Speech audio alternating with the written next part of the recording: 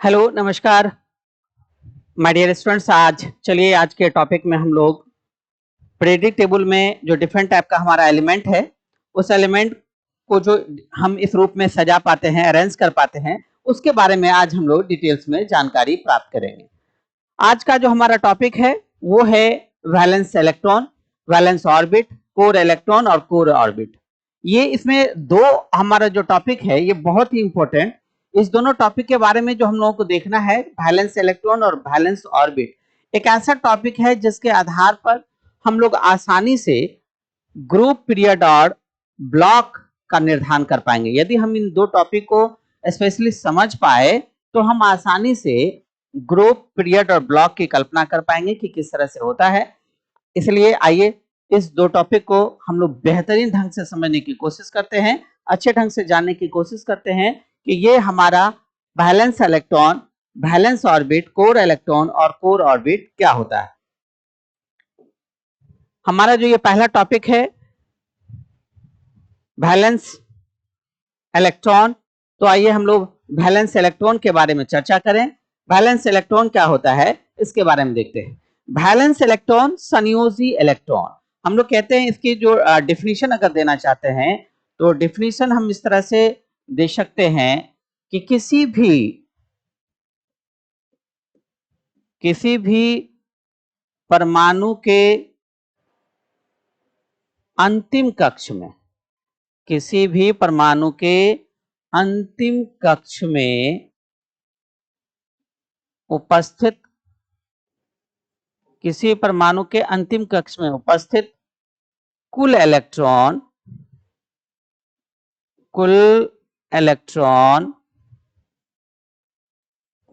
संयोजी इलेक्ट्रॉन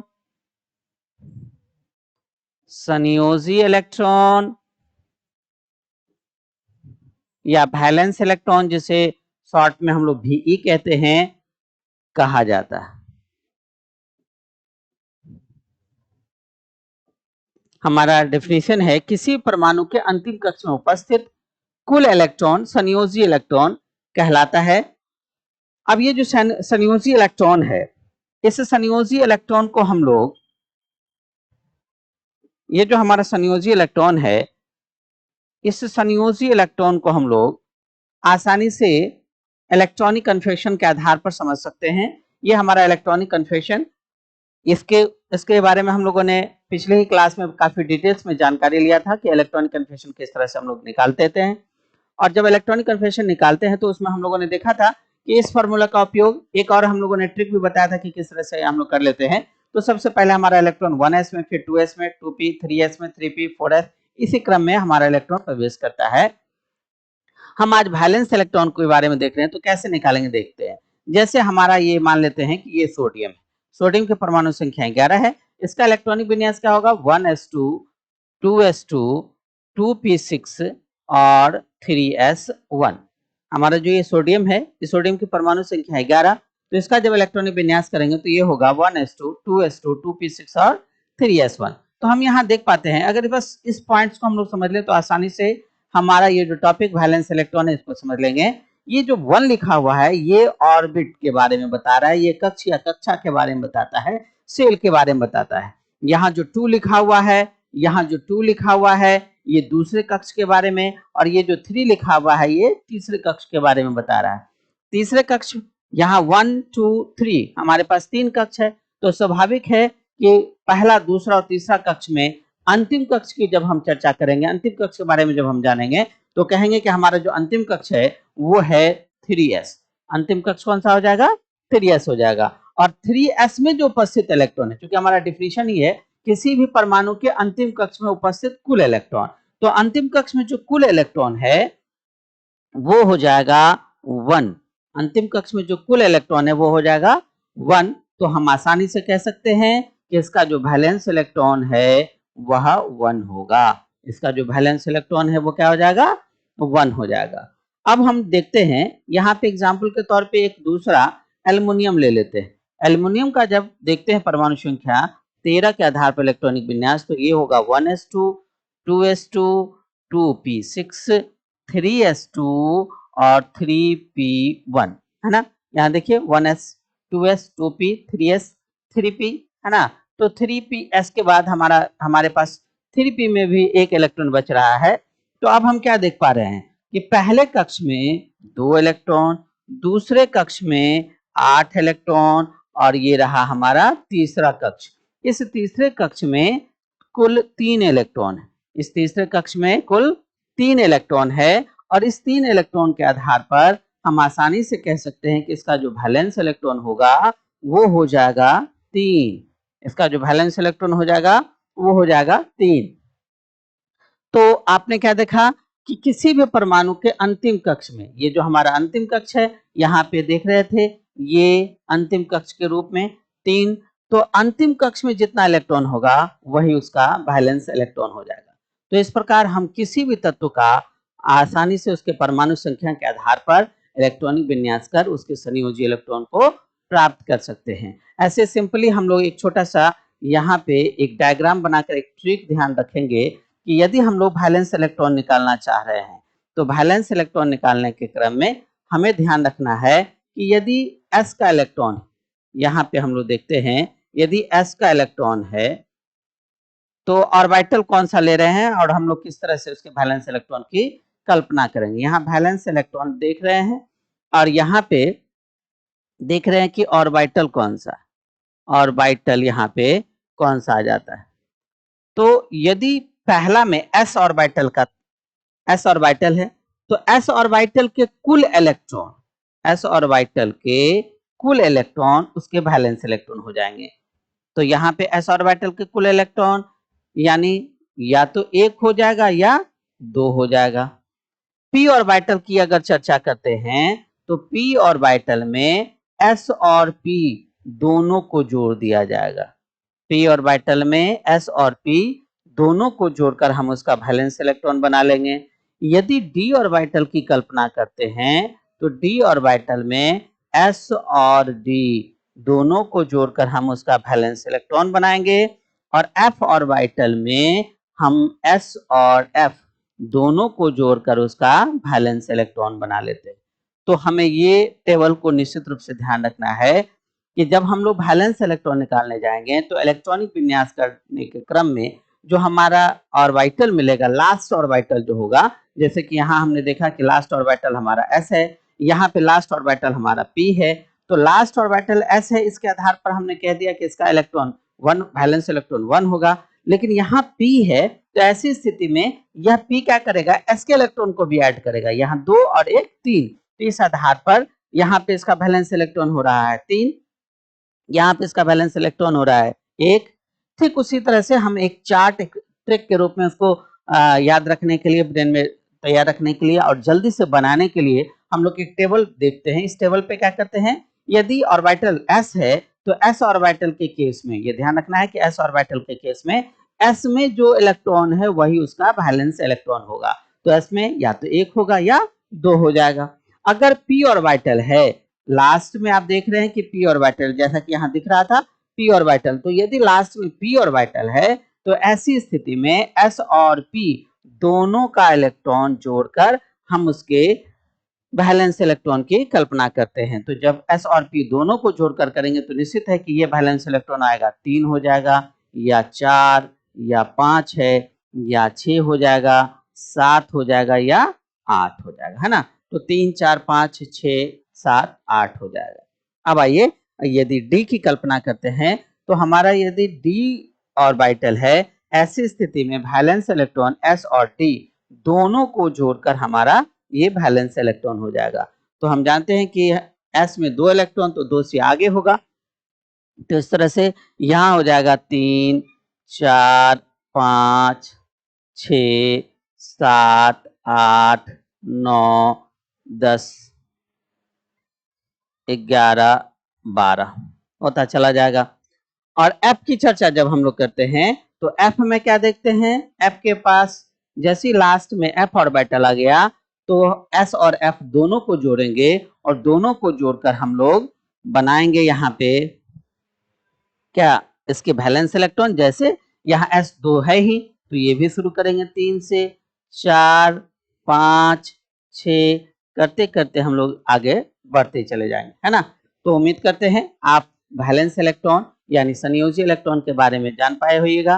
संयोजी इलेक्ट्रॉन में हम लोग क्या कहते हैं, एक बार देख लेते हैं फिर से, कि किसी भी परमाणु के अंतिम कक्ष में उपस्थित कुल इलेक्ट्रॉन संयोजी इलेक्ट्रॉन अर्थात वैलेंस इलेक्ट्रॉन कहलाता है। अब वैलेंस इलेक्ट्रॉन के आधार पर हम लोग यहाँ देख रहे थे कि ये जो हमारा सोडियम है, इस सोडियम का इलेक्ट्रॉनिक विन्यास करते हैं तो ये हो जाता है 1s2 2s2 2p6 3s1। चूंकि हमारा ये जो इलेक्ट्रॉनिक विन्यास करने का ये हमारा जो डायग्राम है ये आपके पास पहले से मौजूद है। तो ये जो हम लोग इलेक्ट्रॉनिक विन्यास करते हैं, इस इलेक्ट्रॉनिक विन्यास के आधार पर देखते हैं कि ये फर्स्ट ऑर्बिट, ये सेकंड ऑर्बिट और ये थर्ड ऑर्बिट। फर्स्ट ऑर्बिट में यहाँ इसके पास 2 इलेक्ट्रॉन, सेकंड ऑर्बिट में इसके पास यहाँ 8 इलेक्ट्रॉन और थर्ड ऑर्बिट में इसके पास 1 इलेक्ट्रॉन।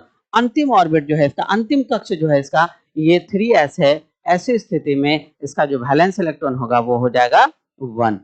दूसरा देख रहे थे एल्युमिनियम, तो एल्युमिनियम में हम लोग देखते हैं ये क्या हो जाएगा 1s2 2s2 2p6 3s2 और 3p1।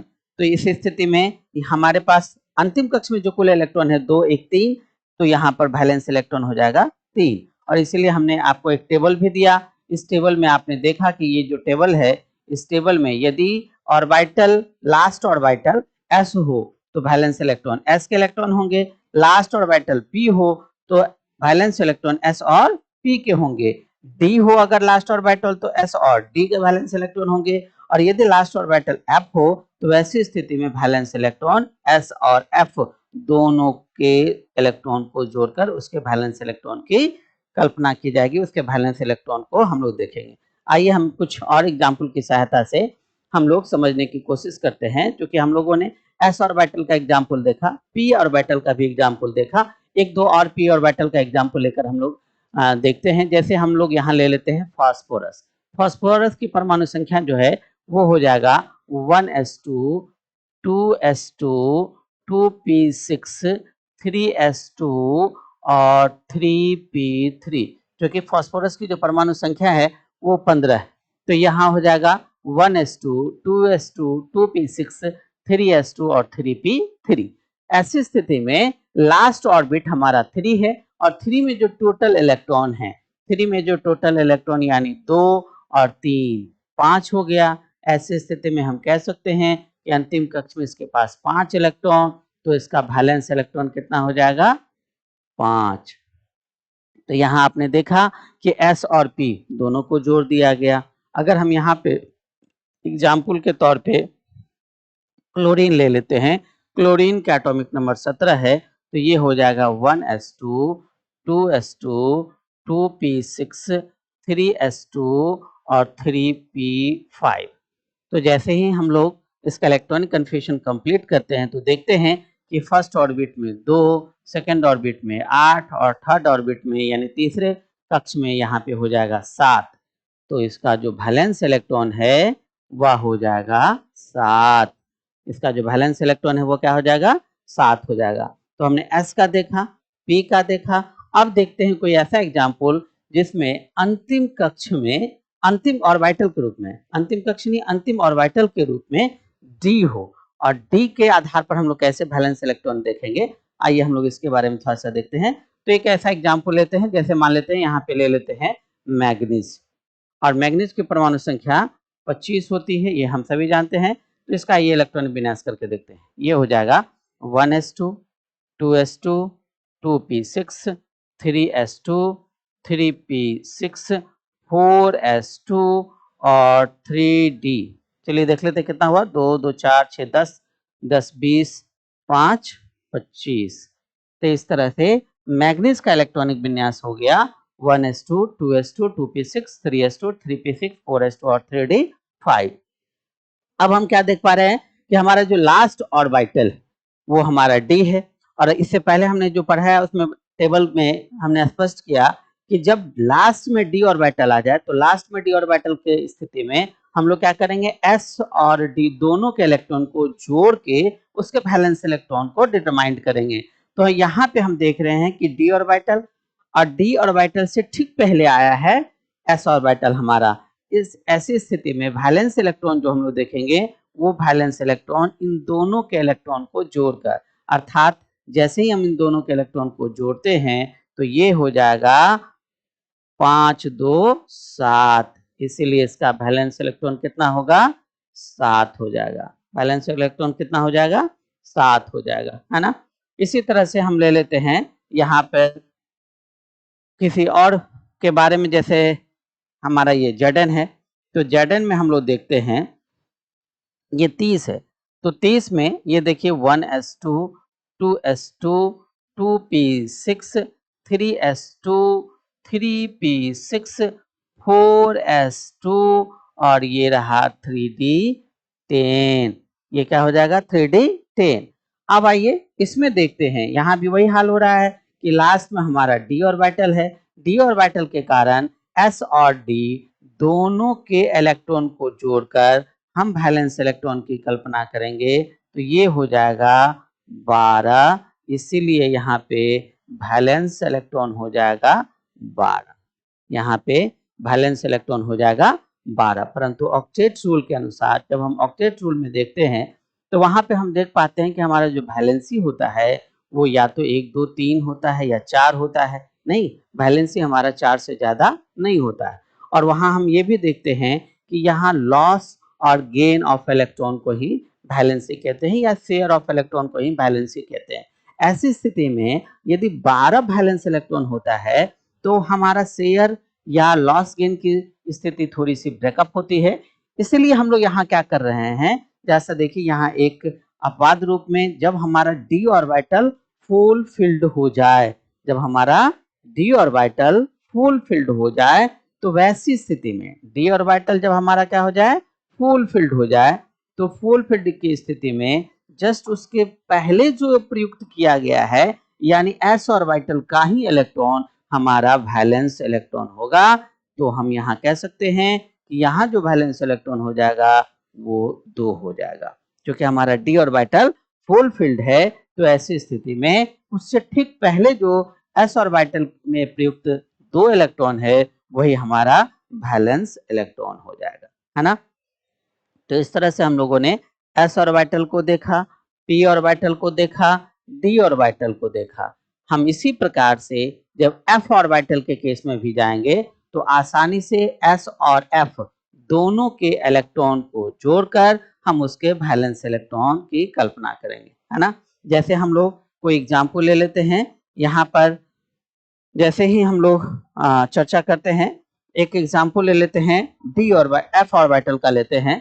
तो एफ ऑर्बिटल में हम लोग जब एफ ऑर्बिटल की चर्चा करेंगे तो एफ ऑर्बिटल में ले लेते हैं यहाँ पे सेरियम की कल्पना करते हैं। सेरियम नामक तत्व ले लेते हैं, C58 ले लेते हैं। जब C58 लेते हैं तो देखते हैं C58 की स्थिति क्या होती है। इसमें हम लोग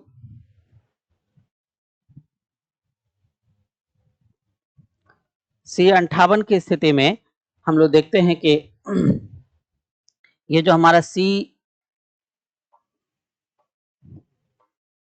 Ce58 है, इसका जब इलेक्ट्रॉनिक विन्यास देखेंगे तो क्या हो जाएगा, ये होगा 1s2 2s2 2p6 3s2 3p6 4s2 3d10 4p6। चलिए यहाँ तक आ गए। और उसके बाद फिर हम लोग देखेंगे हमारा जो इलेक्ट्रॉनिक विन्यास के लिए यहाँ पर हम लोग फार्मूला बनाए थे, उस फार्मूला में हम लोग यहाँ क्या देख रहे थे, उस फार्मूला को हम लोग यहाँ देख पा रहे थे। तो हमारा जो 3d के बाद 4p है, उसके बाद 5s है, और 5s के बाद फिर 5d है, 5p है। तो 4p के बाद 5s 4d 5p। तो आइए हम लोग जरा सा यहाँ पे देखें।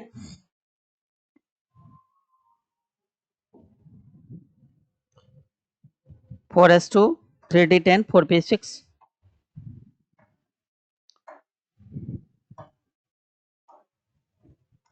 5s2 4d10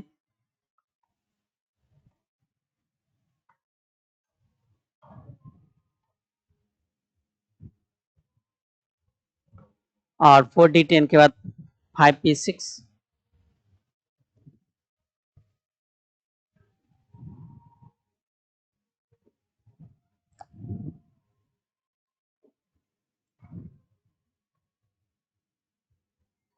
6s2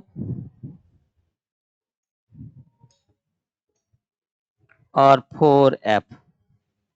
जैसा कि आप देख रहे थे, इलेक्ट्रॉनिक कन्फिग्रेशन करने के क्रम में हम लोगों को उस फार्मूला की आवश्यकता होती है, क्योंकि हम लोग लगातार इस तरह से फार्मूला के आधार पर हम लोग बनाएंगे, रटना नहीं है। हम लोग अक्सर कुछ बच्चे ऐसे भी करते हैं कि रट जाते हैं, इलेक्ट्रॉनिक कन्फिग्रेशन का जो एनर्जी लेवल है उसको रट जाते हैं और आसानी से उसको 1s2 2s2 करते रहते हैं। वो नहीं करना है, हमें सिर्फ समझदार बनना है, अंडरस्टैंडिंग कैपेसिटी लानी है। अगर हम समझ गए तो किसी भी प्रॉब्लम को हम आसानी से सॉल्व कर सकते हैं। तो यहाँ पे हम लोग क्या किए, उसी एनर्जी लेवल के आधार पर लाए ये 1s2 2s2 2p6 3s2 3p6 4s2 3d10 4p6 5s2 4d10 5p6 6s2।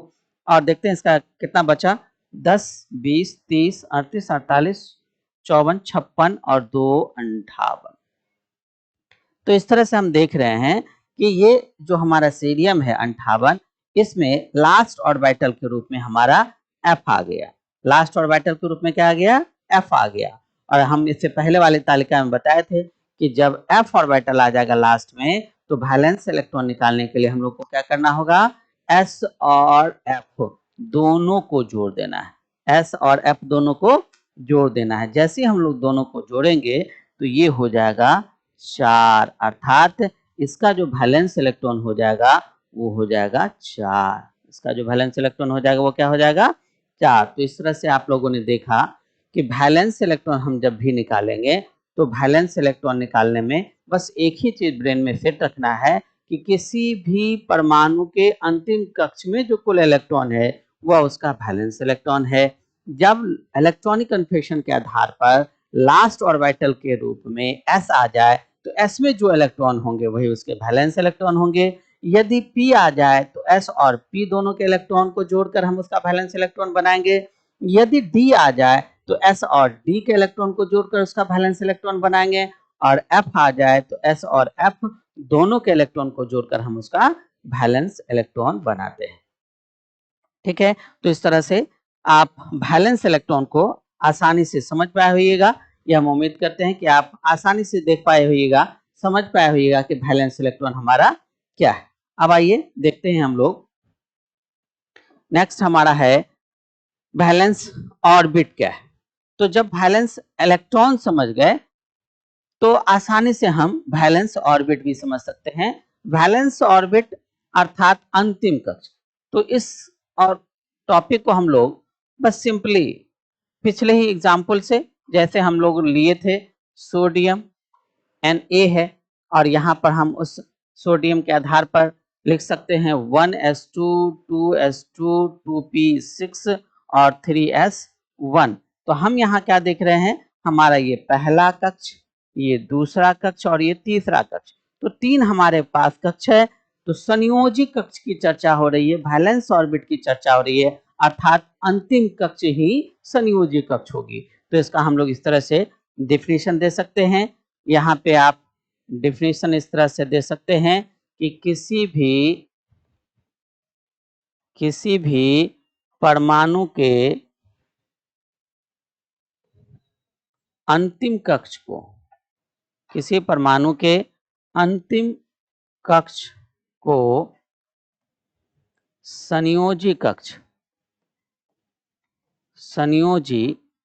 कक्ष कहा जाता है। इसको संयोजी कक्ष कहिए या कक्षा कहिए। तो हमारा जो वैलेंस ऑर्बिट है वह सिंपल है, किसी परमाणु के अंतिम कक्ष को, अंतिम ऑर्बिट को, अंतिम सेल को संयोजी कक्ष कहा जाता है। तो यहाँ हम देख रहे थे सोडियम के आधार पर ये जो हमारा सोडियम 1s2 2s2 2p6 और 3s1 है। तो यहाँ क्या हो जाएगा, पहला कक्ष है ये रहा दूसरा कक्ष और ये रहा तीसरा कक्ष। तो यहाँ इलेक्ट्रॉन की चर्चा नहीं करनी है, यहाँ कक्षा की चर्चा करनी है, ऑर्बिट की अर्थात सेल की चर्चा करनी है। तो हमारा अंतिम कक्ष 3 है, इसीलिए इसका वैलेंस ऑर्बिट जो होगा वो 3 हो जाएगा। वैलेंस ऑर्बिट क्या हो जाएगा, 3 हो जाएगा। मान लीजिए यहाँ पे एग्जाम्पल के तौर पे हम यहाँ ऑक्सीजन ले लेते हैं, परमाणु संख्या 8। तो ये हो जाएगा 1s2 2s2 2p4, है ना, 2 2 4 4 8। तो इसका वैलेंस ऑर्बिट क्या हो जाएगा, यहाँ देख रहे हैं पहला ये कक्ष है और ये दूसरा कक्ष। स्वाभाविक है हमारे पास दो ही कक्ष है, तो अंतिम कक्ष के रूप में क्या हो जाएगा, दो हो जाएगा, है ना। इसी तरह से आप ले लीजिए यहाँ पे किसी भी तरह के एग्जाम्पल को, फास्फोरस ही है, फास्फोरस की परमाणु संख्या 15 है, तो ये हो जाएगा 1s2 2s2 2p6 3s2 और 3p3। तो हम यहाँ देख रहे हैं कि पहले कक्ष में 2 इलेक्ट्रॉन, दूसरे कक्ष में 8 इलेक्ट्रॉन और तीसरे कक्ष में 5 इलेक्ट्रॉन। लेकिन हमें इलेक्ट्रॉन की चर्चा नहीं, हमें इलेक्ट्रॉन की आवश्यकता नहीं, यहाँ पर सिर्फ हमें सेल या कक्ष के बारे में देखना है, ऑर्बिट के बारे में देखना है। तो हमारा अंतिम जो सेल होगा, अंतिम जो ऑर्बिट होगा वो स्वाभाविक है 1 2 और 3 है, तो लास्ट हो जाएगा 3, इसीलिए वैलेंस ऑर्बिट हमारा क्या हो जाएगा, 3 हो जाएगा, है ना। हम लोग जैसे पहले देख रहे थे मैग्नीज का, चलिए इस बार देखते हैं लोहा का। Fe का क्या हो जाएगा, Fe का जब हम लोग देखते हैं, Fe का जब हम लोग चर्चा करते हैं तो Fe का परमाणु संख्या 26, इसका इलेक्ट्रॉनिक विन्यास निकालते हैं 1s2 2s2 2p6 3s2 3p6 4s2 और 3d। देखते हैं 2 2 4 6 10 10 20 6 26। तो हमारे पास यहाँ पे 4 कक्ष दिख रहा है, ये पहला कक्ष है, ये दूसरा है, ये तीसरा है और ये चौथा है। तो स्वाभाविक है ये जो चौथा है, 4 हमारे पास जो कक्ष है, तो निश्चित है कि चौथा ही हमारा अंतिम हो जाएगा, इसीलिए यहाँ पे वैलेंस ऑर्बिट हमारा क्या होगा, 4 हो जाएगा। वैलेंस ऑर्बिट हमारा क्या हो जाएगा, 4 हो जाएगा, है ना। आप और भी किसी का एग्जाम्पल ले सकते हैं, जैसे सपोज दैट यहाँ पे हम लोग ले लेते हैं जिंक का ही ले लेते हैं, परमाणु संख्या 30 है, तो ये हो जाएगा 1s2 2s2 2p6 3s2 3p6 4s2 और 3d10, है ना। तो यहाँ पे क्या होगा, पहला कक्ष, दूसरा कक्ष, तीसरा कक्ष और ये रहा चौथा कक्ष। तो इस चौथा कक्ष जो हमारा सबसे अंतिम कक्ष हो जाएगा, अर्थात वैलेंस ऑर्बिट हमारा क्या होगा, 4 हो जाएगा। इस तरह से हम आसानी से वैलेंस ऑर्बिट की चर्चा कर सकते हैं, वैलेंस ऑर्बिट को आसानी से समझ सकते हैं। तो हम कह सकते हैं कि वैलेंस ऑर्बिट अर्थात किसी भी परमाणु का अंतिम कक्ष, अंतिम कक्षा, अंतिम सेल, उसी को हम लोग संयोजी कक्ष या संयोजी कक्षा या संयोजी सेल या वैलेंस ऑर्बिट कहते हैं। और यदि हम वैलेंस ऑर्बिट को जान पा रहे हैं तो आसानी से हम इसके आधार पर आगे चलकर पीरियड की कल्पना कर पाएंगे, है ना।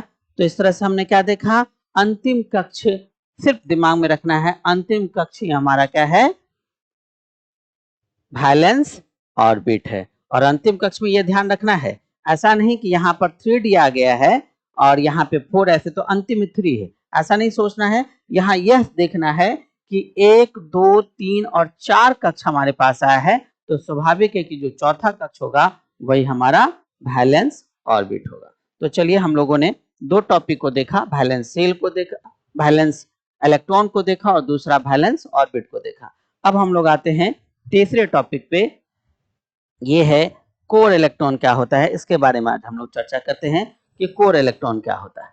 कोर इलेक्ट्रॉन बेहद आसान, यदि आप वैलेंस इलेक्ट्रॉन को समझ पाए हैं तो कोर इलेक्ट्रॉन बहुत ही आसान है। कुछ नहीं, इसमें यह ध्यान रखना है, इसका जो डेफिनेशन होगा ये ध्यान रखना है, किसी भी परमाणु में संयोजी इलेक्ट्रॉन को छोड़कर, किसी परमाणु में संयोजी इलेक्ट्रॉन को छोड़कर शेष, किसी भी परमाणु में संयोजी इलेक्ट्रॉन को छोड़कर शेष सभी इलेक्ट्रॉन कोर इलेक्ट्रॉन कहलाता है। शेष सभी इलेक्ट्रॉन कोर इलेक्ट्रॉन कहलाता है ना। हमारा क्या डेफिनेशन है, किसी परमाणु में संयोजी इलेक्ट्रॉन को छोड़कर शेष सभी इलेक्ट्रॉन कोर इलेक्ट्रॉन कहलाता है। तो चलिए इसके आधार पर हम लोग एग्जाम्पल देखते हैं। मान लेते हैं यहाँ पे ये रहा हमारा ऑक्सीजन, परमाणु संख्या 8, इलेक्ट्रॉनिक विन्यास कीजिए तो ये हो जाएगा 1s2 2s2 और 2p4 है ना। तो हमारा ये पहला कक्ष 2 इलेक्ट्रॉन, दूसरा कक्ष 6 इलेक्ट्रॉन। संयोजी इलेक्ट्रॉन यहाँ जब देखेंगे तो संयोजी इलेक्ट्रॉन हो जाएगा यहाँ पे, ये जो संयोजी इलेक्ट्रॉन है ये हो जाएगा यहाँ पे 6। तो इस संयोजी इलेक्ट्रॉन को छोड़कर कितना बच गया, 2, इसीलिए कोर इलेक्ट्रॉन यहाँ हो जाएगा 2, इसलिए कोर इलेक्ट्रॉन यहाँ क्या हो जाएगा 2। बस संयोजी इलेक्ट्रॉन अगर आप निकालना जान गए हैं, वैलेंस इलेक्ट्रॉन निकालना जान गए हैं तो आसानी से हम कोर इलेक्ट्रॉन को निकाल सकते हैं। वैलेंस इलेक्ट्रॉन को छोड़कर जो बच जाए, तो यहाँ वैलेंस इलेक्ट्रॉन को छोड़कर हमारे पास 2 इलेक्ट्रॉन बचा, इसलिए हमारा कोर इलेक्ट्रॉन क्या हो गया, 2 हो गया। दूसरा एग्जाम्पल ले लेते हैं। मान लेते हैं यहाँ पे मैग्नीशियम है, मैग्नीशियम की परमाणु संख्या 12, इलेक्ट्रॉनिक विन्यास करते हैं तो ये है 1s2 2s2 2p6 और ये है 3s2। तो हमारे पहले कक्ष में 2, दूसरा में 8 और तीसरा में है 2। तो अब यहाँ क्या होगा, जब हमारे पास 2 8 2 की स्थिति है, संयोजी इलेक्ट्रॉन की जब कल्पना करेंगे तो संयोजी इलेक्ट्रॉन यहाँ कितना हो जाएगा, Ve इसका हो जाएगा 2, क्योंकि अंतिम कक्ष में उपस्थित इलेक्ट्रॉन, तो यही हमारा संयोजी इलेक्ट्रॉन हो जाएगा। तो जब Ve हो जाएगा 2 तो निश्चित है कि हमारा संयोजी इलेक्ट्रॉन को छोड़कर शेष बचा इलेक्ट्रॉन अर्थात 8 और 2 दोनों को जोड़ दीजिए तो हमारा कोर इलेक्ट्रॉन हो जाएगा 10। हमारा कोर इलेक्ट्रॉन कितना हो जाएगा, 10 हो जाएगा, है ना। इसी तरह से आप और ले लीजिए, जैसे सपोज दैट यहाँ हम कैल्शियम की कल्पना करते हैं, परमाणु संख्या 20 है, ये हो जाएगा 1s2 2s2 2p6 3s2 3p6 और ये रहा 4s2। तो जब हमारे पास इलेक्ट्रॉनिक कन्फिगरेशन के फलस्वरूप प्राप्त 4 ऑर्बिट है, पहले ऑर्बिट में 2, दूसरे ऑर्बिट में 8 इलेक्ट्रॉन, तीसरे ऑर्बिट में 8 इलेक्ट्रॉन और चौथे ऑर्बिट में 2 इलेक्ट्रॉन, तो स्वाभाविक है कि हमारा जो वैलेंस इलेक्ट्रॉन होगा, ये तो आप लोग बताने के लिए अब एकदम श्योर है कि हमारा जो वैलेंस ऑर्बिट होगा वो होगा 4 और वैलेंस ऑर्बिट में उपस्थित जो हमारा इलेक्ट्रॉन है अर्थात वैलेंस इलेक्ट्रॉन ये हो जाएगा 2। तो जब हमारा वैलेंस इलेक्ट्रॉन 2 हो गया तो इसको छोड़कर रेस्ट जो बच गया, रेस्ट बचा हमारा 8 8 और 2, यानी वैलेंस इलेक्ट्रॉन को छोड़कर जो रेस्ट बच जाए तो 8 दूना 16 2 18, इसीलिए हमारा कोर इलेक्ट्रॉन हो जाएगा 18, कोर इलेक्ट्रॉन हमारा हो जाएगा 18। तो इस तरह से हम कह सकते हैं कि संयोजी इलेक्ट्रॉन को छोड़कर जो भी बचा हमारा electron all are core electron, है ना। अब आज का लास्ट टॉपिक हम लोग देखते हैं कि इसका कोर कक्ष क्या है। कोर कक्ष बस ये भी संयोजी कक्ष के आधार पर ही है, हम लोग इसको कह सकते हैं, इसका जो डेफिनेशन होगा उस डेफिनेशन के आधार पर हम लोग कह सकते हैं कि संयोजी कक्ष को छोड़कर किसी भी परमाणु के संयोजी कक्ष को छोड़कर संयोजी कक्ष को छोड़कर शेष सभी कक्ष या सेल या कक्षा संयोजी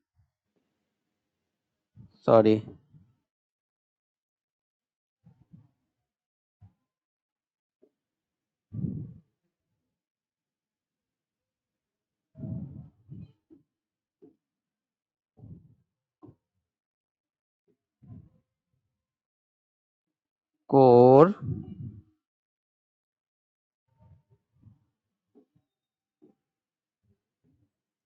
कोर कक्ष यानी CO कहलाता है, CO कहलाता है। चलिए इसको एग्जाम्पल की सहायता से हम लोग देखते हैं। मान लेते हैं यहाँ पे ले लेते हैं हम लोग फास्फोरस को ही, परमाणु संख्या यहाँ पे 15। इलेक्ट्रॉनिक विन्यास कीजिएगा तो ये होगा 1s2 2s2 2p6 3s2 और 3p3, है ना। तो हमारे पास यहाँ 3 ऑर्बिट है, 1 2 और 3, 3 हमारे पास यहाँ कक्ष है। तो संयोजी कक्ष जो हम लोग कहते हैं, CE जो बोलते हैं, सॉरी कोर इलेक्ट्रॉन के आधार पर तो हम लोगों ने देखा ही था, कोर इलेक्ट्रॉन नहीं, हम लोग जो यहाँ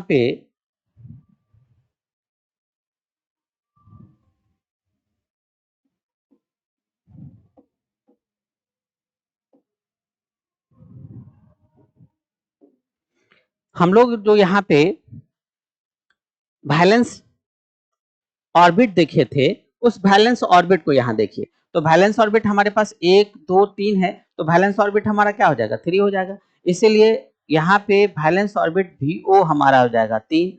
और इस वैलेंस ऑर्बिट को छोड़कर जो पहले प्रयोग किया गया या जो बच गया वैलेंस ऑर्बिट को छोड़कर, तो वैलेंस ऑर्बिट हमारा 3 है, तो उससे पहले हमारा क्या क्या प्रयोग है, 1 है और ये 2 है। तो इस तरह से हम लोग कह सकते हैं कि यहाँ जो कोर ऑर्बिट होगा वो 1 और 2 हो जाएगा। ये जो कोर ऑर्बिट होगा वो क्या होगा, 1 और 2 हो जाएगा, है ना।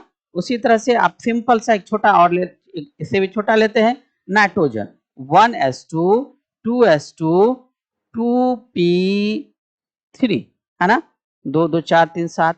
इसमें क्या देखेंगे हम लोग कि हमारा जो वैलेंस ऑर्बिट है वो क्या हो जाएगा, पहला ऑर्बिट है और ये दूसरा ऑर्बिट है।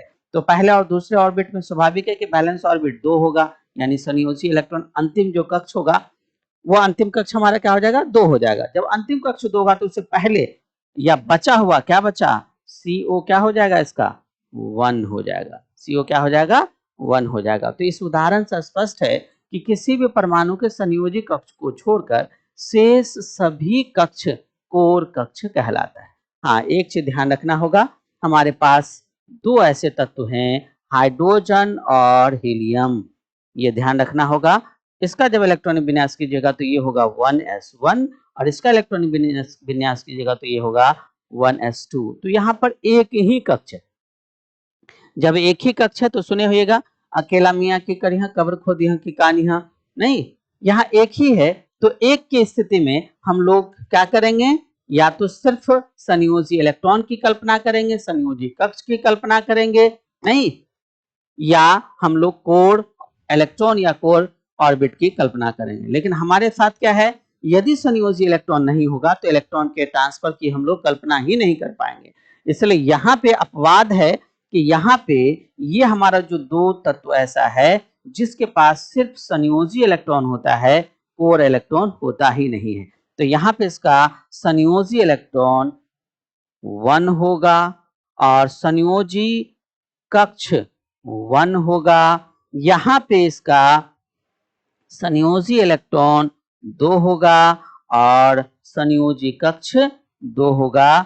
यहाँ पर हम कोर इलेक्ट्रॉन और कोर ऑर्बिट इन दोनों की चर्चा नहीं करेंगे, ये एक अपवाद के रूप में चला जाता है ना।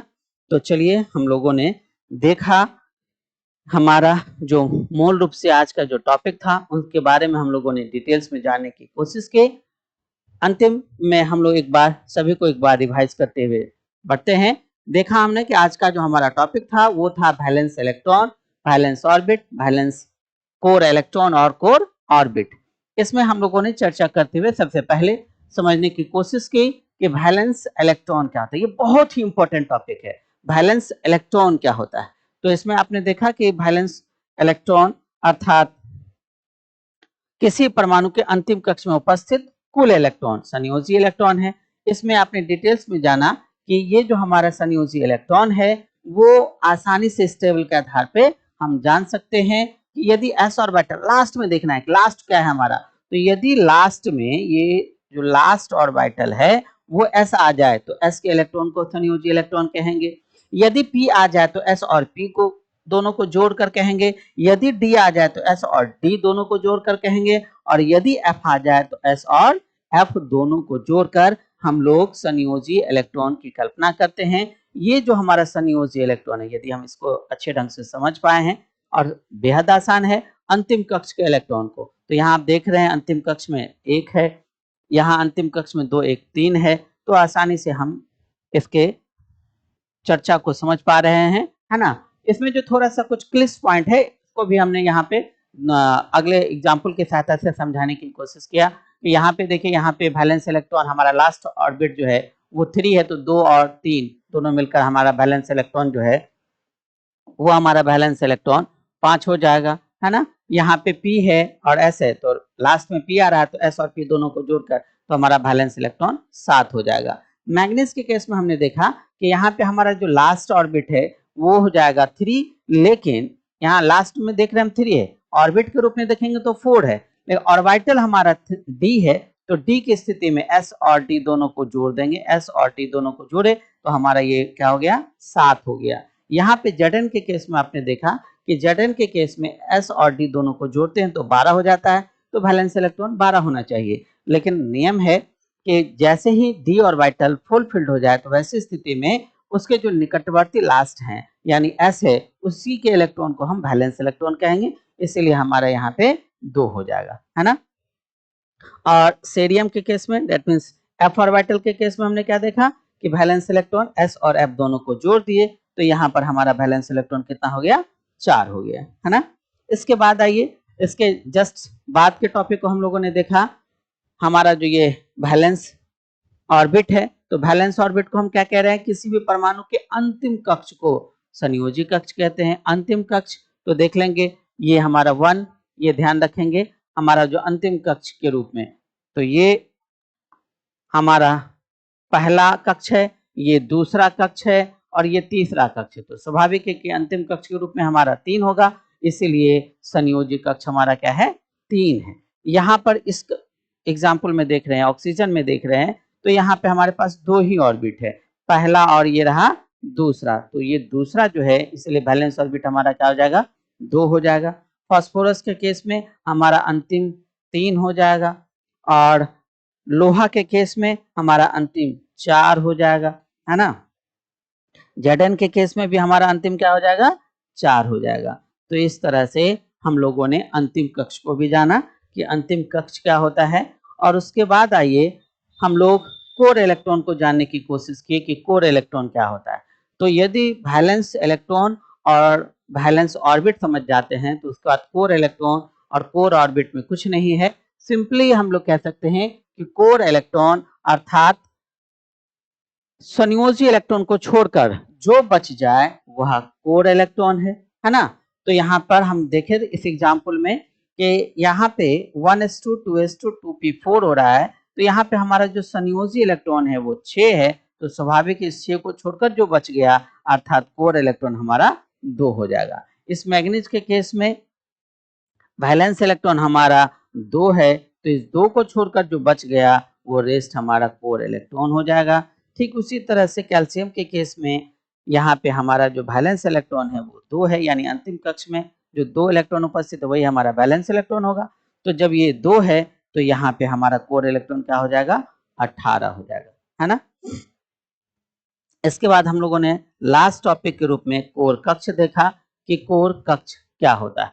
तो कोर कक्ष हम लोग सिंपली कह सकते हैं कि किसी भी परमाणु के अंतिम कक्ष को छोड़कर शेष सभी कक्ष कोर कक्ष कहलाता है ना। सभी कक्ष क्या कहलाता है, कोर कक्ष कहलाता है। जैसे फास्फोरस के केस में हम देख रहे थे ये 1s2 2s2 2p6 3s2 3p3 हो रहा है, तो यहाँ पे हमारा जो अंतिम कक्ष है यानी वैलेंस ऑर्बिट है वो 3 हो जाएगा, तो इसको छोड़कर जो हमारा बच गया यानी कोर ऑर्बिट हो जाएगा 1 और 2।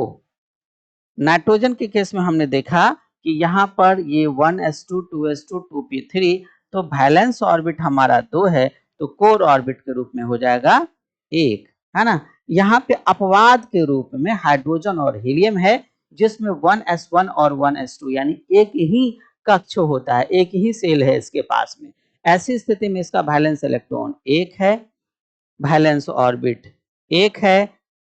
हम इसमें कोर इलेक्ट्रॉन और कोर ऑर्बिट की चर्चा नहीं कर पाते हैं। ठीक उसी तरह से हीलियम के केस में भी ये 1s2 है, तो यहाँ वैलेंस ऑर्बिट इस इलेक्ट्रॉन इसका 2 होगा, वैलेंस ऑर्बिट इसका 2, सॉरी यहाँ पे वैलेंस ऑर्बिट इसका 2 नहीं, वैलेंस ऑर्बिट यहाँ पे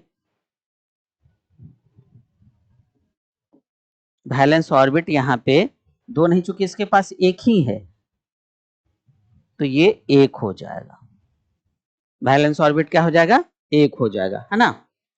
वैलेंस इलेक्ट्रॉन 2 हो जाएगा और वैलेंस ऑर्बिट इसका 1 हो जाएगा।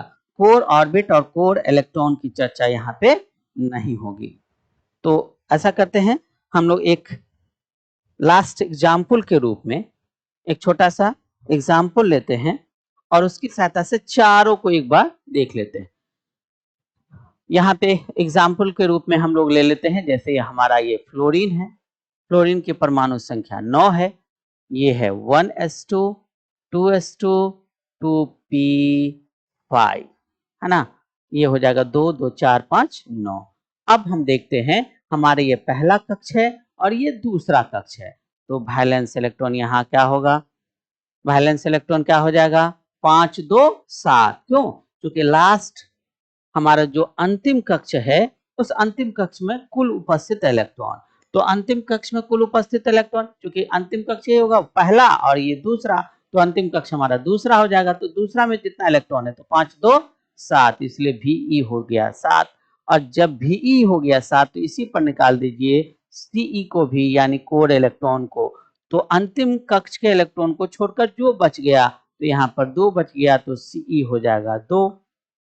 अब आइए हम देखते हैं अंतिम कक्ष हमारा क्या है, तो 1 और 2, हमारे पास 2 ही कक्ष है, तो ऐसी स्थिति में अंतिम कक्ष हो जाएगा 2। इसी को हम लोग संयोजी कक्ष कहेंगे, VO कहेंगे।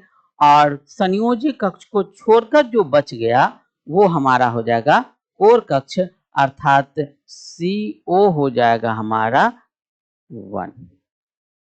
तो इस तरह से आपने आज के प्रमुख topic valence electron, valence orbit, core electron और कोर ऑर्बिट को जाना।